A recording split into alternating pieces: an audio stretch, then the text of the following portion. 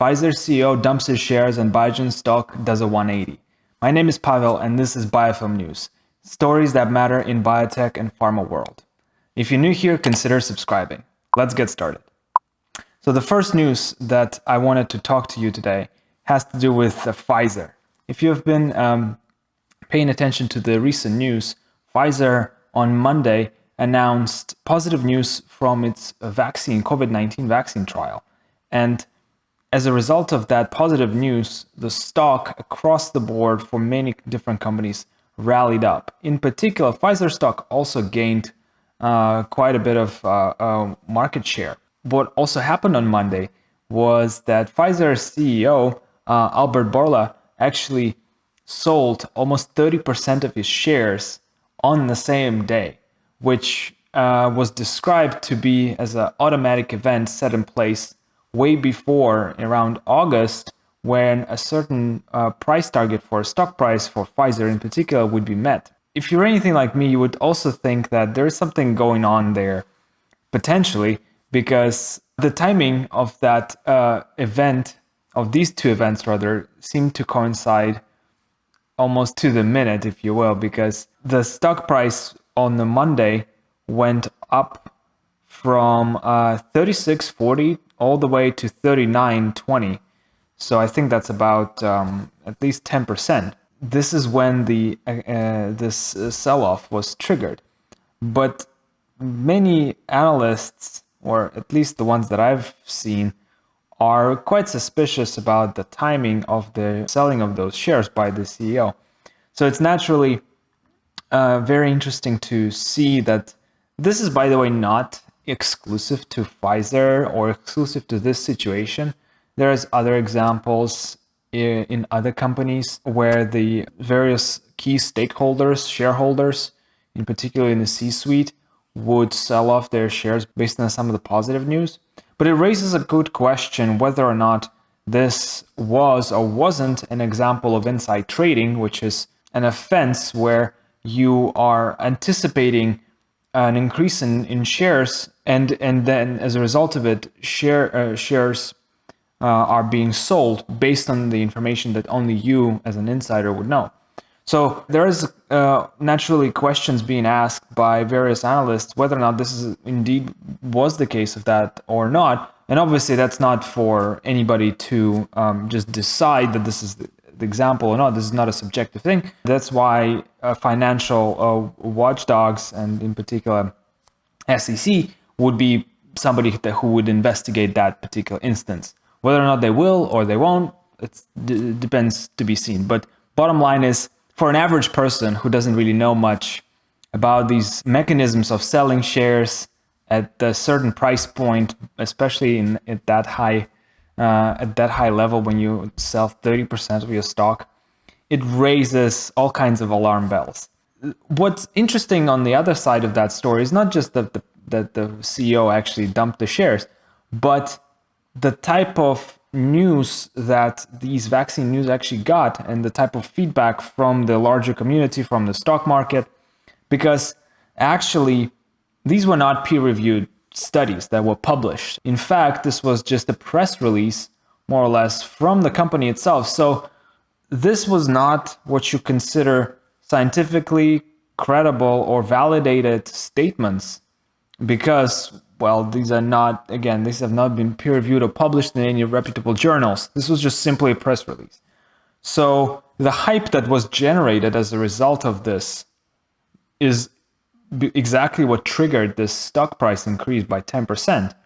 And that's what contributed to the CEO then selling those stocks.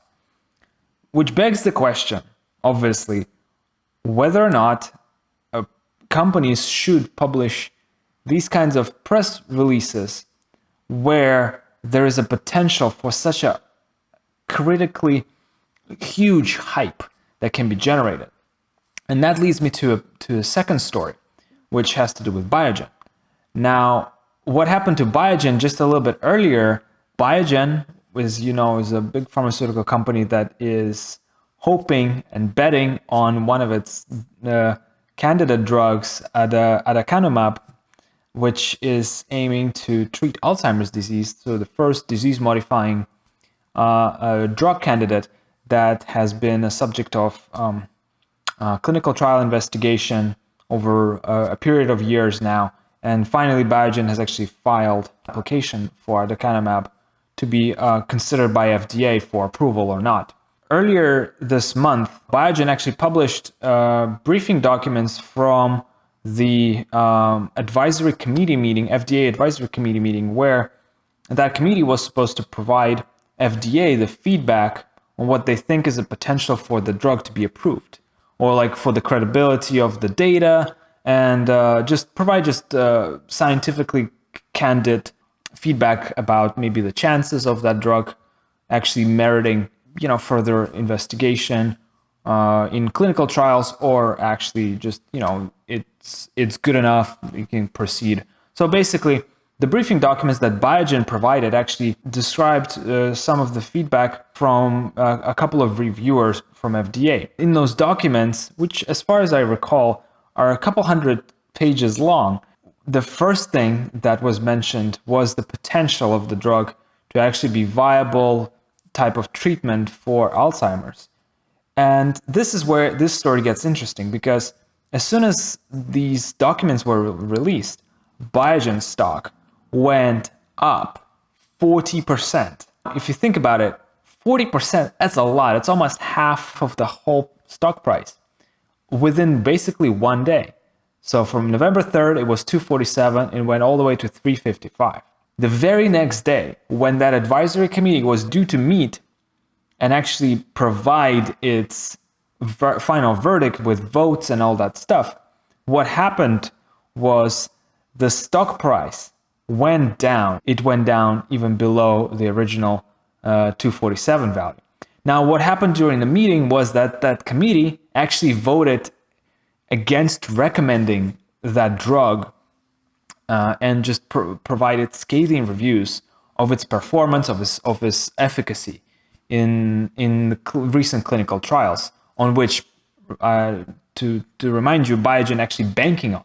This negative feedback that Biogen obtained from that committee tanked its stock price back from its recent high at $355 per share, which makes me question how come the people who were reading those briefing documents did not actually see that there were hints in those documents that the committee would actually vote against this drug.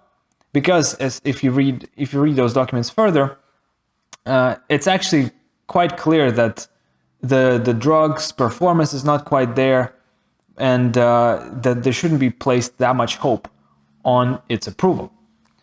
But regardless of that fact, the price went up almost 40%, meaning somebody benefited from that huge surge in stock price, and then it immediately went down just a few days later. Now, this is, while we cannot point fingers in this story in particular as to who might have benefited from it, this is quite unsettling, at least to my eyes, that because of this press release that was done by Biogen, somebody might have benefited. I mean, that's the biggest question. Who was the beneficiary of sudden stock increase?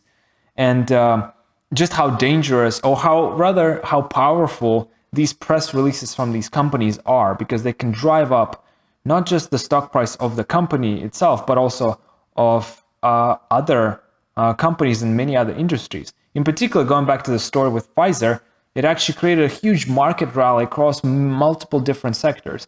I believe the movie company AMC, right, which obviously is one of the largest movie theater chains in America, actually, I think their shares went up by 50%, which is crazy. Because, I mean, obviously nobody's going to the theaters, and there's an expectation that when vaccine is going to come out, a lot more people would be able to safely go into movie theaters.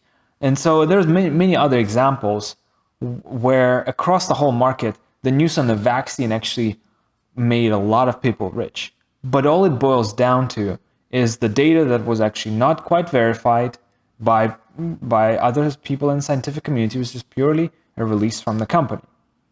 This is very, very powerful mechanism by which companies may influence their own stock price as well as the broader market. And while I'm not a financial expert, I'm just getting started to be more acquainted with how it works, with how companies are publishing their press releases, with how the market is responding to those news. It begs the question from, let's say, purely a novice perspective, which is, I'm nothing more than a novice in this case.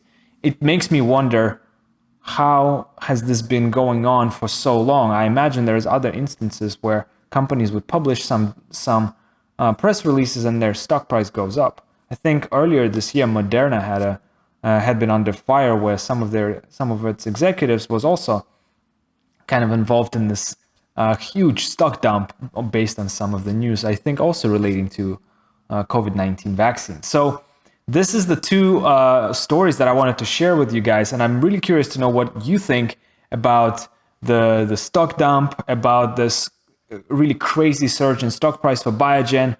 What do you think was the ethics behind the ability of CEO to sell the shares on the very same day that the stock price went up by 10%? And what do you think is the best approach for press release? Because press releases inherently, I think, are very valuable for companies to generate publicity about what they're doing. It's important to share some of the positives, some of the negatives, to just keep investors and the public aware of what's going on.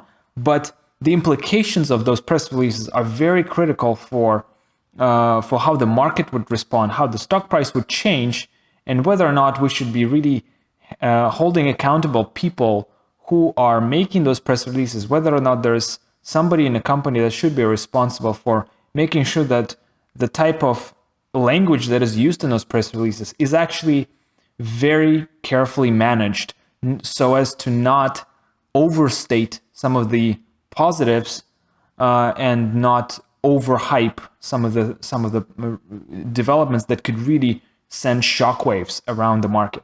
So again, like this video, please subscribe if you're new here. I'm going to be trying to do more of those news videos, bringing on some experts to talk about them, because I think the conversation about these types of stories, as well as what's going on overall in biotech and pharma world, is very important to have. And I don't think there is that many outlets that are having those candid conversations with people about how overall companies should be pursuing their profits, how they should be pursuing their research, and all that stuff. Thank you very much for watching. My name is Pavel Ryzhov, and until next time, bye-bye.